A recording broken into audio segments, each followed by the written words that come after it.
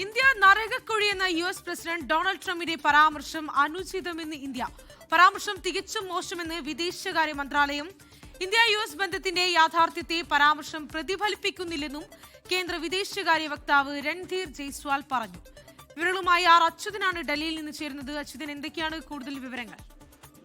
ശ്രീ ഇന്ത്യയും ചൈനയും അധിക്ഷേപിച്ചുകൊണ്ടുള്ള radio host Michael സാവേജിന്റെ ഒരു വീഡിയോ ആയിരുന്നു US പ്രസിഡന്റ് ഡൊണാൾഡ് ട്രംപ് പങ്കുവച്ചത്. അതിൽ ഇന്ത്യയും ചൈനയും നരകക്കുഴി എന്ന തരത്തിൽ ഒരു അധിക്ഷേപ പരാമർശമായിരുന്നു ഉണ്ടായിരുന്നത്. എന്തായാലും അതിലാണ് ഇപ്പോൾ ഇന്ത്യ അതായത് ആ പരാമർശം, ട്രംപിന്റെ ആ ഒരു പരാമർശം അനുചിതമെന്ന് അറിയിച്ചിരിക്കുന്നത്. ആ പരാമർശം തികച്ചും മോശമാണ്.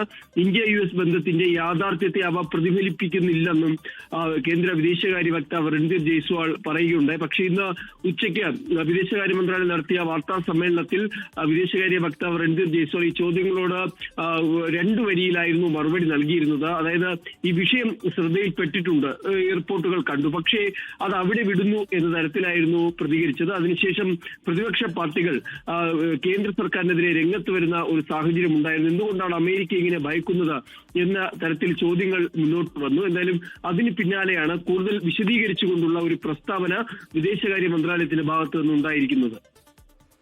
ശരി, അച്യുതനാണ് ഡൽഹിയിൽ നിന്ന് വാർത്തയുടെ വിവരങ്ങൾ പങ്കുവച്ചത്.